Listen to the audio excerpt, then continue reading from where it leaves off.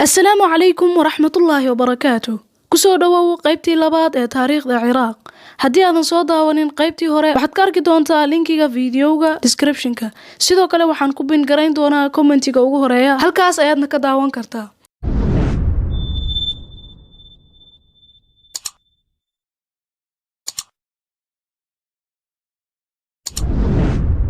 dagaalkii koowaad ee adduunka 1914 ayaa Ingiriisku qabsaday koonfurta Ciraaq taasi oo ka dambeysay markii uu Ingiriisku taageero ka helay hogaamiyaal badan oo hogaami ka ahaa meelo badan oo kamid ah dhulalka Carabta oona xilligaasi kuwa xurnimo doon ahaa rabayna inay ka go'aan Cuthmaaniyiintii Turkiga waxaana kamid ahaa Hashmad oo ahaa qoyskii Xuseen ibn Cali oo markaas Ingiriisku u balan qaaday inuu xurnimadooda aqoonsan doono dagaalkaasi kadib sanadka markuu ahaa 1917 Ingiriisku wuxuu qabsaday Baghdad 1920 ayaa waxaa bilowday kacdoon xornimo doon ahaa taasi oo keentay inay daahsadeen balantii ahayd in xornimo la siin doono dagaalka kadib Ingiriisku wuxuu burburiyay ama caburiyay kacdoomadaasi oo xornimo doonka ahaa kadib Ingiriisku markuu arkay inuusan danihiisa ka fushan karin oo wuxuu doona ka samaysan karin gudaha Ciraaq oona la kulmay mucaarado badan ayuu go'aansaday qorshe ah inuu sameeyo dawlad isaga taageersan markaas oo ay taageerayaan qaar kamid ah odayaasha qabaa'ilka ayaa bishii Maars ee 1921 la saxiixday heshiis ahaa inuu Faysal noqdo boqorka wadanka ayadoona wali Ingiriisku dusha ka haysto bishii Agost 23keedii isla sanadkii 1921 ayaa la dhisay boqortooyo uu hogaaminayay Faysal ibn Hussein 10 Oktoobar ee isla sanadka ayaa boqorku la saxiixday heshiis gaashaanbuuraysi ah Ingiriiska 9 sano kadib 1930kiina waxaa heshiis kale la saxiixday Ingiriiska kaasi oo ahaa in ciidamada Ingiriiska ay sii joogaan Ciraaq xornimada ay gaarsiiyaan hase ahaatee wadanka xornimadiisa ma uusan qaadin ilaa laga soo gaaray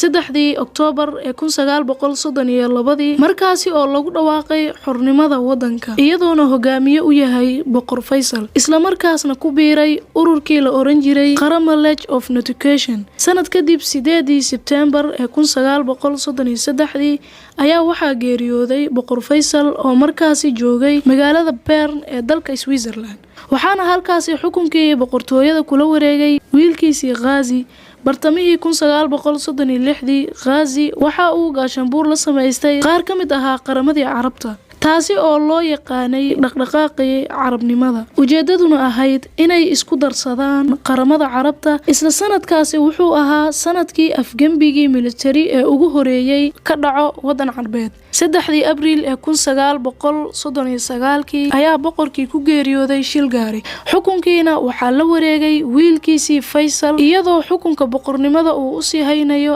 adeerkiisa Amiir Cabdalilaah maadaama uu Faysal xilligaasi qaangaar ahayn oo kaliya jiray 4 sano bilowgii dagaalkii labaad ee adduunka Ciraaq waxay aad u taageersaneyd Ingiriiska hase ahaatee ninkii ay ku weyneed wadaniyada Carbeed ee Rashid Cali aadna uga soo horjeeday Ingiriiska ayaa noqday ra'iisul wasaare isagoona bedelay Nuuri as-Saciid ra'iisul wasaaraha wuxuu istusay in xiriir sakeeye oo lala sameeyo Jarmalka ay tahay rajada kaliya oo looga bixi karo gacan ku haynta Ingiriiska markaasi ayaa Rashid Cali soo bandhigay in la xakameeyo dhaqdhaqaaqa ciidamada Ingiriiska Cabdalilaah iyo Nuuri as-Saciid labadooduba waxay ka soo horjeesteen fikirkaasi siyaasadeed ee soo bandhigay Rashid Cali kuna cadaadiyeen in uu iscasilo isagoo taasi ka duulaya bishii Abriil ee 1941 xukunkii kula wareegay afgambi military isagoona garab ka helaya Jarmalka markaasi ayaa sii hayihii boqornimada iyo intii ka ag dhaweydba u baxsadeen Habaniya ayna u sii gudbeen Basra ilaa markii dambe ay galeen Cumaan Jordan markiiba Ingiriiska waxa uu sii kordhiyay ciidamadiisii difaaca soo dejiyay Basra halkaasna uu ka dhacay dagaalkii 4 isbuuc socday ugu dambeyntiina laga guuleystay Rashid Cali iyo ciidankiisii 30kii bishii May Rashid Cali iyo dawladiisii waxay u carareen dalka Iiraan ilaa markii dambe ay tageen Jarmalka 1 Juun ayaa Ingiriisku u yeeray sii hayihii boqortooyada Cabdalilaah waxayna ku soo celiyeen xukunkii bishii May ee 1953 ayaa boqorkii Faysal si toos ah ula wareegay xukunka markuu 18 jirsaday kadib 14 July ee 1958 ayaa afgambi military oo ay hogaaminayeen Cabdikariim Qaasim iyo Cabdisalaan Aarif kula wareegeen xukunkii waxayna halkaasi ku dileen boqorkii Faysal ahaa iyo adeerkiisii Cabdililaah iyo sidoo kale ra'iisul wasaarihii Nuuri as-Saciid inkastoo dhowr jeer la isku dayay in si shirqool ah lagu dilo oo laakiin uusan noqonin mid lagu guuleysto wuxuu wadanku ku jiraba deganaansho la'aan siyaasadeed iyo afgambiyo isku xigxigay ayaa 8 February ee 1963 Cabdikariim Qaasim lagu dilay shirqool ay soo maleegeen saraakiil ka tirsanaa xisbiga Ba'ath loona doortay Cabdisalaan Maxamed Aarif madaxweyne ra'iisul wasaarena loo doortay Maxamed Xasan al-Bakr 13 Abriil ee 1966 ayaa madaxweyne Cabdisalaan ku geeriyooday shil diyaaradeed waxaana xukunkii la wareegay wiilkiisii Cabdiraxmaan Aarif 1967 waxaa dhacay dagaalkii qaatay ama socday 6 cisho kaasi oo xisbiga Ba'ath ku dareemeen awood xoogan oo ay ku leeyihiin xukunka ayagoona 17 July ee 1968 xukunka kaga tuuray afgambi aan dhiig ku daadanin halkaasi oo Axmed Xasan al-Bakr ku noqday madaxweynihii dalka sanadahaasi intii lagu guda jiray ayaa Ciraaq waxay ahayd mid u halgamaysa qarannimada Carabta waxay sidoo kale ahayd madaxii ciidankii hogaamiyay dagaalkii Israa'iil iyo Carabta ee 1967 wuxuuna aad u sii xumaaday xiriirkii Ciraaq iyo Iiraan 1970 oona la sheego kadib markii dawladda Iiraan ay siisay taageero hub ah hogaamiyihii Kurdiska ee Mustafa al-Barzani 6 bishii Maars ee 1975 ayaa Saddam Hussein xigaalana ay ahaayeen madaxweynaha al-Bakr heshiis la saxiixday Shaahi Iiraan heshiiskaasi oo ahaa in Ciraaq ay ka tanaasusho doodii dhuleed ee ka dhaxaysay labada dal sida Khuzestaan iyo Shaad al-Arab Iiraanna ay joojiso taageerada ay siinayso kacdoonka Kurdiska qalalaaso dheer iyo dagaalo badan kadib dabiyaaqadii sanadkii 1977 ayaa dadka Kurdiska ah loo aqoonsaday in la siiyo xukun hoosaad ah lana aqoonsaday luqadda Kurdiska waliba si sharci ah bishii Juun ee 1979 ayaa Saddam Hussein madaxweyne Bakr ku qasbay inuu xukunka ka dego halkaasna uu xukunkii kula wareegay Saddam Hussein isla sanadkii xigay 17 September ee 1980 ayaa Saddam Hussein wuxuu ku dhawaaqay kana soo qaaday waxba kama jiraan heshiiskii uu la galay Shaaha Iiraan wuxuuna cadeeyay in Shaad al-Arab ay ku soo noqotay Ciraaq 5 maalin kadib 22 September ee isla sanadkii 1980 waxaa bilowday dagaalkii Ciraaq iyo Iiraan kaasi oo socday muddo 8 sanadood ah sababayna in dhaqaalaha labada wadan hoos u dhac weyn uu ku yimaado siiba soo saaridda saliidda dad 1 milyan lagu qiyaasayna ay ku dhinteen dagaalkaasi u dhaxeeyay labada dal anagana muuqaalkeena aad noogu dheeraaday waxaana filayaa inaadan ku caajisin daawashadiisa